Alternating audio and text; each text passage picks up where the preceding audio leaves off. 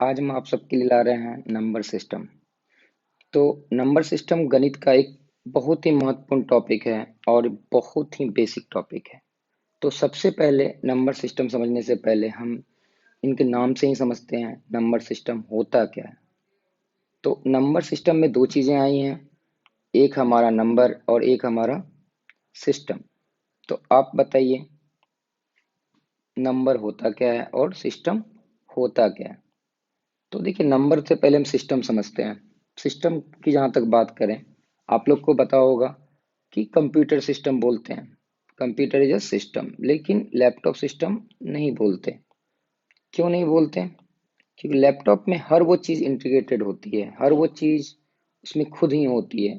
जैसे माउस, अब कंप्यूटर में जाइएगा तो आपको माउस मिलेगा, आपको कीबोर्ड मिलेगा, आपको प्रिंटर मिलेगा, आपको वेबकैम मिलेगा। सब कुछ मिलकर यूजर का काम करता है। जो आप बैठे हो, जो ऐड आप कमांड देते हो, आपको रिजल्ट आपके इनपुट के अकॉर्डिंग दे देता है। तो वो आपका एक सिस्टम की तरह काम करता है। म्यूजिक सिस्टम हो गया, स्कूल भी आपका एक सिस्टम है। लेकिन लैपटॉप को सिस्टम कभी नहीं सुने होंगे आप बोलते हुए। कारण क्या है कि लैपटॉप में हर वो चीजें पहले से ही है, उसके लिए अलग अलग चीज़ों की जरूरत नहीं पड़ती। आप लैपटॉप में इनबिल्ट स्पीकर है, इनबिल्ट माउस, इनबिल्ट कीबोर्ड, हर वो चीज़ इनबिल्ट है। तो सिस्टम वो चीज़ें हैं। तो ये नंबर का सिस्टम, इसमें नंबर से रिलेटेड बहुत सारी चीज़ें होंगी, या हो सकता है डिफरेंट टाइप्स ऑफ नंबर हो। तो ये हमारा नंबर सिस्टम। तो अब यहाँ पे आता है कि नंबर क्या होता है। तो नंबर क्या होता है ये जानने से पहले हम समझेंगे डिजिट्स। डिजिट्स को हिंदी में हम लोग अंक बोलते हैं। ये बेसिकली क्या है, संकेत है जिसकी मदद से हम संख्या बनाते हैं, नंबर बनाते हैं। तो टोटल ऐसे कितने संकेत हैं जहां तक आप लोग जान पा रहे होंगे, वो होगा 9। लेकिन जरूरी नहीं है कि ये, सॉरी, 10, 0 से लेकर 9 तक। तो कुल मिलाकर 10 हो गए। लेकिन जरूरी नहीं है कि ये 9 ही 10 ही हो। हम इसके आगे भी नंबर सिस्टम, अपना नंबर सिस्टम भी बना सकते हैं जिसमें ABC हो, और ऐसे ऑलरेडी बन चुका है। तो पहले अब अगर आप जानते होंगे, दो नंबर सिस्टम जो बहुत ही फेमस है, एक है हमारा बाइनरी नंबर सिस्टम, दूसरा है हमारा decimal number system. Binary number system ऐसे नंबर सिस्टम जिसमें केवल दो ही डिजिट यूज हो, 0 और 1। तो 0 और 1 यूज होगा। तो आप ये बताइए, 0 को 0 लिख देंगे, 1 कैसे लिखेंगे? 1 कैसे लिखेंगे? 1। 2 कैसे लिखेंगे? अब देखिए, अब हमको रिपीट करना पड़ेगा। तो 2 लिखने के लिए आपको 0 1 के बाद 0 1, लेकिन आपको क्या लिखना पड़ेगा? 2 लिखना है। तो आपके पास तो दो ही डिजिट है, तो अगला डिजिट क्या होगा? 1 0। This is 2। आप अगर बाइनरी में पढ़े होंगे तो बाइनरी में 2 ऐसे ही होता है। और उसके बाद अगर 3 लिखना है तो क्या करेंगे? 1 1। 4 लिखना हो तो 1 0 0। पैटर्न को समझिएगा, ठीक है। फिर अगर 5 लिखना हो तो 1 0। 6 लिखना हो तो,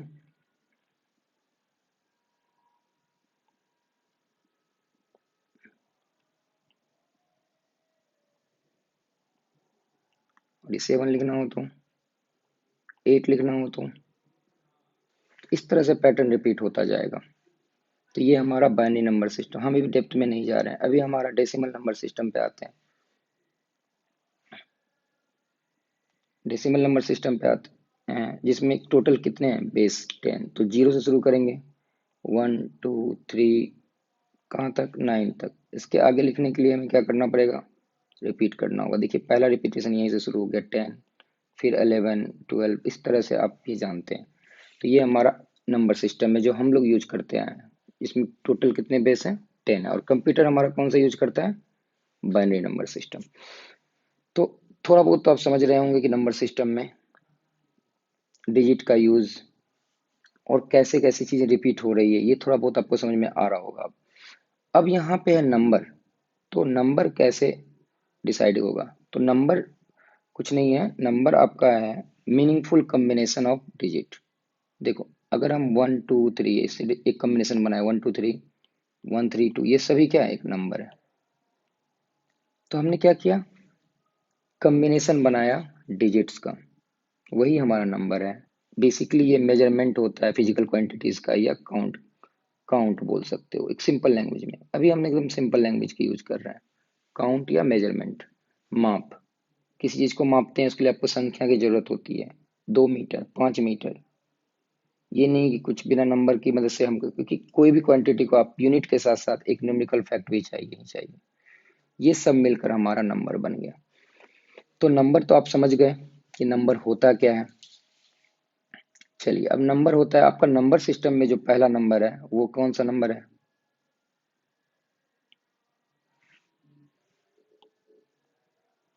आपने पहला नंबर पढ़ा होगा, नेचुरल नंबर। तो नेचुरल नंबर सबको पता होगा, हिंदी में क्या बोलते हैं? प्राकृत संख्या, नेचुरल नंबर। और हिंदी में बात करें तो प्राकृत संख्या। तो देखिए, जो God gifted, this is called, इसको बोलते हैं हम लोग गॉड गिफ्टेड, कि भगवान ने ही दे दिया। ऐसा कुछ है नहीं, भगवान ने क्या दिया। और अगर हम काउंटिंग नंबर्स, गिनती की संख्या को प्राकृत संख्या कहते हैं। काउंटिंग नंबर, गिनती की संख्या को प्राकृत संख्या कहते हैं। तो काउंट कीजिएगा किसी चीज को, मान लीजिए आपको काउंटिंग करने के लिए मैं बोल दूं, तो आप कहाँ से काउंट कीजिएगा? जीरो से तो कीजिएगा नहीं, कहाँ से कीजिएगा? वन, वन के बाद क्या 1.5 बोलिएगा? नहीं, वन के बाद टू, फिर थ्री, फिर फोर, फिर फाइव, इस तरह से बढ़ता जाएगा। तो यही हमारा नंबर क्या हो जाएगा? नेचुरल नंबर या प्राकृत संख्या। इसके समूह को हम लोग दिखाते हैं एन से। तो ये हमारा हो गया प्राकृत संख्या। अभी गिनत संख्या मिल गया हमें, एक नंबर सिस्टम का एक नंबर मिल चुका है हमें, वो है हमारा प्राकृत संख्या। तो अब जरूरत क्यों पड़ा दूसरा नंबर पढ़ने का, उसके बारे में सोचते हैं। उससे जानने से पहले हम समझेंगे गणित की चार आधारभूत संक्रियाएं, जो कि एक है जोड़, दूसरा है हमारा घटाव, तीसरा है गुणा और चौथा है भागा। जोड़ आपको आता होगा, घटा भी आता होगा, गुना भी आता होगा। तो जोड़ क्या है? 2 + 3 जोड़ दिए, कितना हो गया? 5। तो दो भी हमारा प्राकृत संख्या था, तीन भी प्राकृत संख्या था, पांच भी जोड़े प्राकृत संख्या। तो जोड़ के लिए कोई दिक्कत ही नहीं हुआ, योग के लिए, एडिशन के लिए कोई दिक्कत नहीं था। लेकिन जैसे हम सब्सट्रैक्शन पे आए, तो 2 - 2, यहाँ पे कोई नंबर ही नहीं था हमारे पास। तो हमें नंबर की जरूरत पड़ गई। मुझे लगा कि नहीं, ये हमें लगा कि ये हमारा प्राकृत संख्या से काम नहीं चलेगा, हमें क्या करना पड़ेगा? एक नया नंबर लाना पड़ेगा। और वो नया नंबर आया होल नंबर। वो नंबर आया होल नंबर, जिसको हिंदी में हम लोग पूर्ण संख्या बोलते हैं।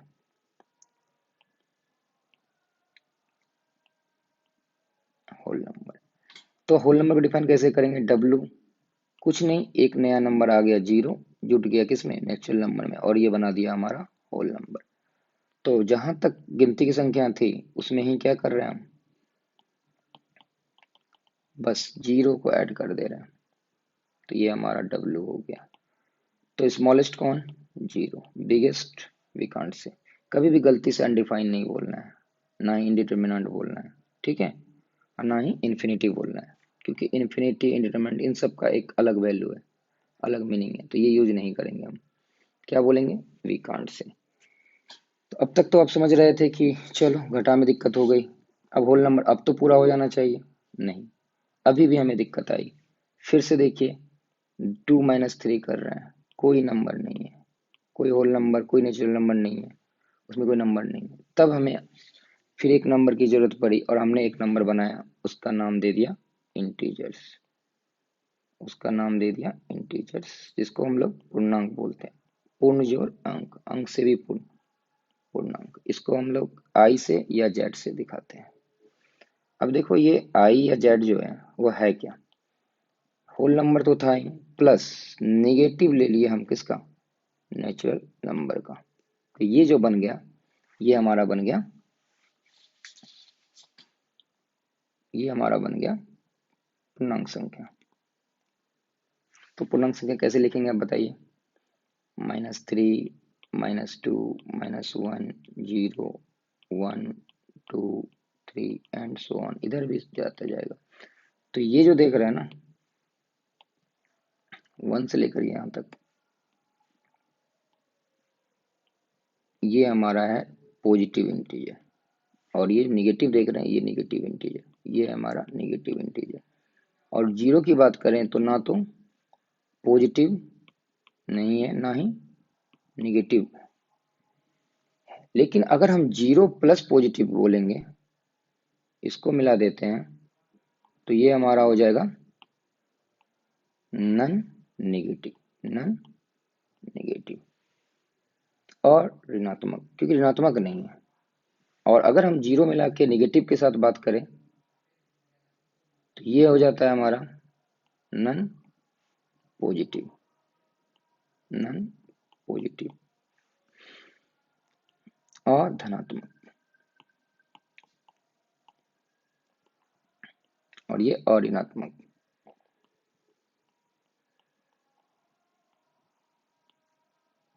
धनात्मक, ऋणात्मक और ऋणात्मक समझ गए। तो यहाँ पे बहुत सारे क्वेश्चन हो सकते हैं, जैसे सबसे छोटी पूर्णांक संख्या, सबसे बड़ी पूर्णांक संख्या, एक अंक की सबसे छोटी पूर्णांक संख्या, एक अंक की सबसे बड़ी पूर्णांक संख्या। मेरा क्वेश्चन है एक अंक की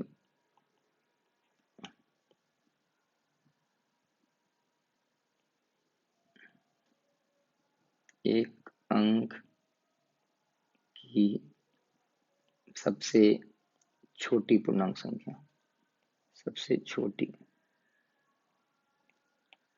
पूर्णांक संख्या, तो क्या आएगा आंसर? ये होगा -9। ठीक है, और जो चीजें दाईं तरफ होगी वो बाईं वाली से बड़ी होगी। जैसे 0 और 1 में 1 बड़ी है, -2 और 1 में -1 बड़ी है, -2 और 3 में 3 बड़ी है। ठीक है, उम्मीद कर रहे हैं कि आप पूर्णांक संख्या तक समझ चुके होंगे, थोड़ी बहुत तो समझ ही चुके होंगे, क्योंकि ये अभी खत्म नहीं हो रहा, सिर्फ अभी आप उतना ही बताया जा रहा है जितना जरूरत आपको आपके कॉम्पिटेटिव एग्जाम में आपके बेसिक्स में जरूरत होंगे बस। ठीक है, फिर हम लोग इंटीजर्स के बारे में, उसकी प्रॉपर्टीज के बारे में पढ़ेंगे, लाइक क्लोजर प्रॉपर्टीज। आप लोग थोड़ा पढ़े भी होंगे, क्लोजर, एसोसिएटिव, डिस्ट्रीब्यूटिव, क्रम विनिमय, मिनिमय, सहचर नियम, इस तरह तत्समक नियम, ये सब पढ़े होंगे आप। तो मेरा मकसद यहाँ पे आप लोगों को सिर्फ और सिर्फ एक रिकॉल करवाना था कि जो आपने पढ़ा है उसी चीजों को एक बार रिवीजन करवा रहे हैं। ठीक है।